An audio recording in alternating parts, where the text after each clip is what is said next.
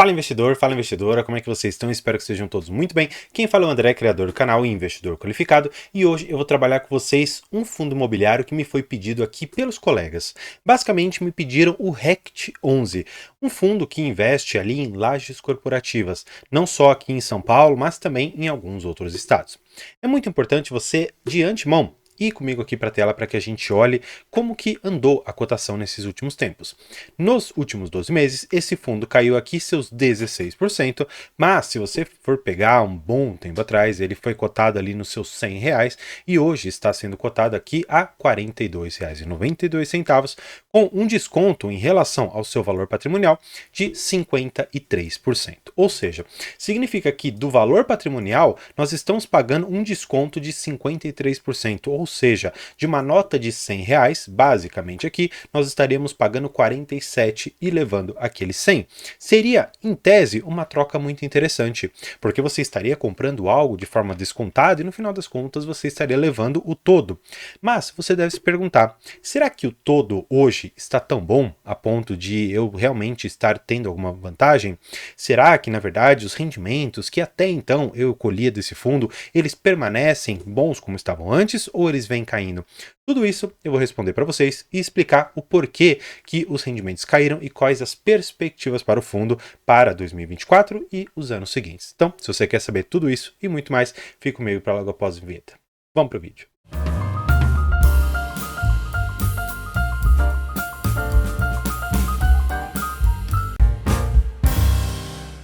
De antemão eu preciso te dizer que eu particularmente invisto no RECT. Eu tenho 248 cotas, num preço médio de R$ 59,10 e eu tenho uma desvalorização de 27,3%. Sim, é realmente uma perda grande que eu tenho aqui, um valor bastante expressivo que eu tenho de queda, mas você deve se recordar que eu também, nesse tempo todo, colhi alguns rendimentos. E quando eu olho aqui para a minha tabela de rendimentos, você vai poder ver aqui em cima que o RECT hoje, até o momento, na verdade, me trouxe o valor de quase R$ 2.000, R$ 1.996,35, desde agosto de 2021, que foi o momento a partir do qual eu decidi colocar este fundo imobiliário dentro da minha carteira e desde então eu invisto aqui com ele. Só para que a gente dê uma passada por essa tabela, olha só quanto que eu recebi em 2023, R$ 16.700, só a título aqui de elucidação para que você, lá no final do vídeo, seja direcionado para o meu último vídeo da carteira de investimentos, para você saber que movimentações que eu fiz, o que eu estou imaginando para 2024. Isso vai estar lá no card final que eu vou deixar para você. Mas vamos aqui falar do RECT, o fundo realmente que nós estamos interessados em conhecer ou enxergar um pouco das perspectivas dele para o futuro. Como eu iniciei dizendo, ele é um fundo imobiliário que investe basicamente aqui em imóveis que são lajes corporativas, que são, entre aspas, escritórios. Ele tem aqui, como você pode ver, o Tijuca Corporate, Evolution, Parque Cidade, Canopus, Ana Costa, Complexo Madeira, Complexo Emiliano, tem a Cidade Matarazzo, tem a Avenida Europa, enfim, tem muitos imóveis. Quando você olha aqui a composição da área bruta locável, ou então ABL, você percebe que ele, em tese, aqui tem alguma diversificação. Tem 25% em um, 28% em outro, 16%, enfim, é bastante variado. Quando você olha para o índice de reajuste dos contratos, aqui me soa bastante interessante que ele tem IGPM e IPCA. Então, de uma certa maneira, vocês tem a sua receita corrigida por índices inflacionários que vão te permitir, pelo menos na receita imobiliária, você ter a recomposição inflacionária, e isso é interessante. A receita hoje está praticamente aqui 98% de aluguel e uma parte pequena aqui de uma renda mínima garantida no valor de R$ 128 mil, mas os 5.600.000 que efetivamente são de aluguel ainda permanecem fixos aqui e serão corrigidos provavelmente num futuro bem próximo. Olhando aqui para a BL, você já viu mais ou menos como que funciona, mas eu quero te mostrar aqui alguns dos inquilinos e quanto que cada qual representa. E nessa tabela aqui, você vai ver a representatividade. Então, olha só. A Elo Participações é a que maior representa a participação em termos inclusive de ABL e de participação na receita total, que ficaria em 13,2%, a Unigran Rio 10,6%, a Telefônica Vivo, enfim, você tem aqui basicamente os inquilinos e você tem outros inquilinos em basicamente 29,1%. Claro, você precisa saber que hoje nós temos uma vacância que está aqui na casa seus 9,9%, mas nós vamos falar mais precisamente sobre isso. Você tem um termo que se chama basicamente VAUT, tá bom? VAUT significa o tempo remanescente dos contratos e esse prazo médio de vencimento dos contratos está aqui em 4,43. Tem alguns que vencem em mais de 36 meses, tem alguns que vencem neste ano, mas o importante você saber é que o prazo médio está aqui em 4,43 anos, tá bom? Seguindo aqui um pouco, vamos para esta parte que aqui eu acho que já começam algumas coisas que você deve atinar. Eu deixei grifado essa parte aqui, o ajuste ao valor justo da propriedade, porque isso daqui é um efeito bastante negativo para o fundo. Por quê? Você tem o valor patrimonial. Significa basicamente aquele valor inicialmente injetado no fundo ou aqueles outros advindos ali de captações, como subscrições vindouras ou que aconteceram, e você tem o valor patrimonial. Só que quando você tem um reajuste, significa que houve uma remarcação negativa no fundo, aqui na casa dos seus 4 milhões e 600. Isso não tem efeito caixa, mas tem um efeito contábil. Exatamente por isso que no final das contas, em termos de lucro caixa, ele distribuiu aqueles 3 milhões e 200, como ele está normalmente distribuindo para a gente nesse valor aqui de 40 centavos por cota, tá bom? O que eu quero chamar mais atenção, e você vai perceber nesta linha aqui com despesas financeiras com propriedade, e logo mais nós chegaremos na parte central e mais importante para você compreender as dificuldades e possíveis mudanças negativas que nós teremos nesse fundo.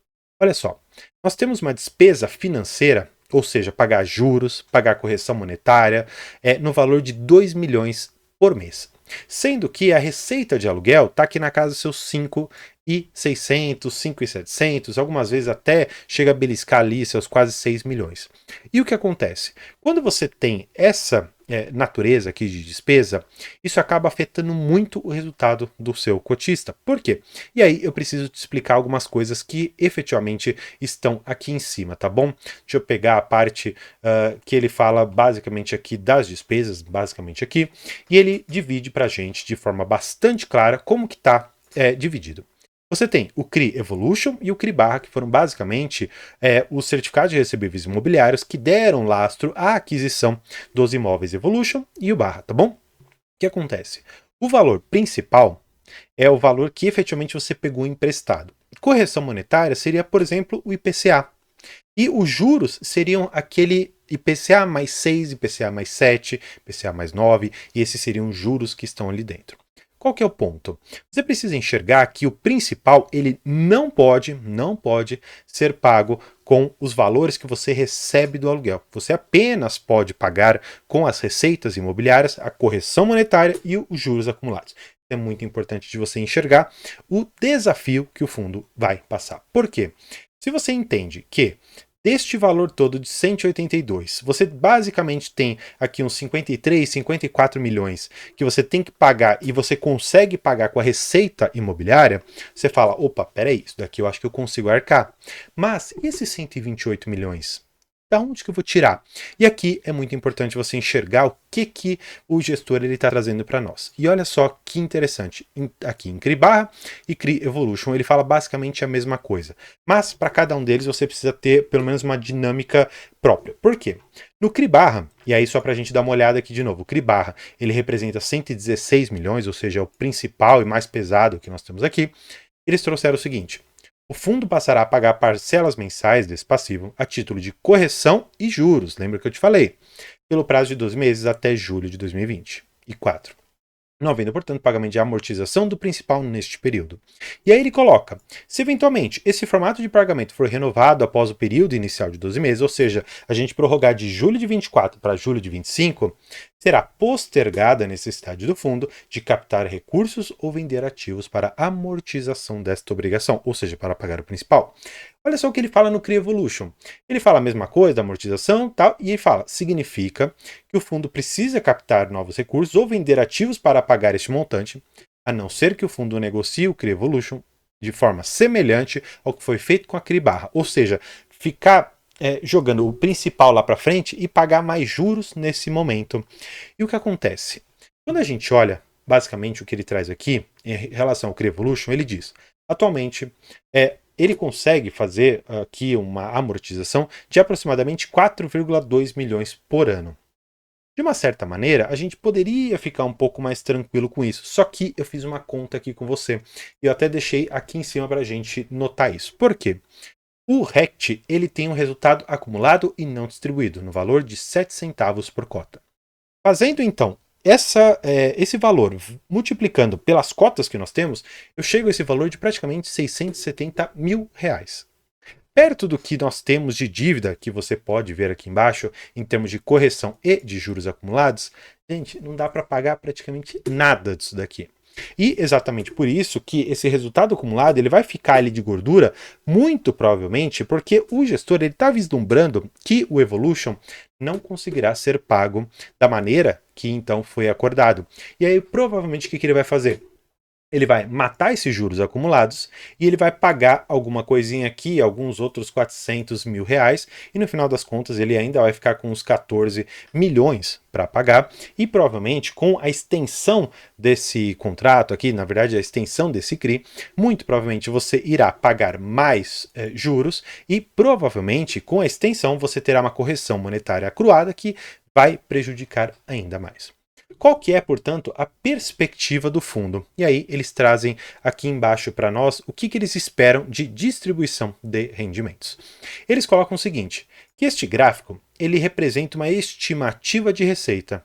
E a princípio, você pode imaginar que recebendo aqui 6 milhões, subindo para 6,1, ou seja, mais ou menos uns 200 milhões a mais, você poderia receber um pouco mais também. Se fizermos uma conta bastante simples aqui, a gente pegaria esses 6 milhões menos aqueles 2 milhões que nós temos que pagar, então nós ficamos com 4 milhões aqui para distribuir. Se chegarmos aqui em cima e pegarmos quantas cotas nós temos, que são essas 8 milhões, a gente poderia fazer essa conta. Tá, se a gente tem aqui as suas 4 milhões para distribuir, dividido por esses 8 milhões 543, 493, nós chegaremos a um resultado por cota de 46 centavos. Um aumento até que singelo, na casa ali de mais ou menos uns 12% em relação ao que está sendo pago.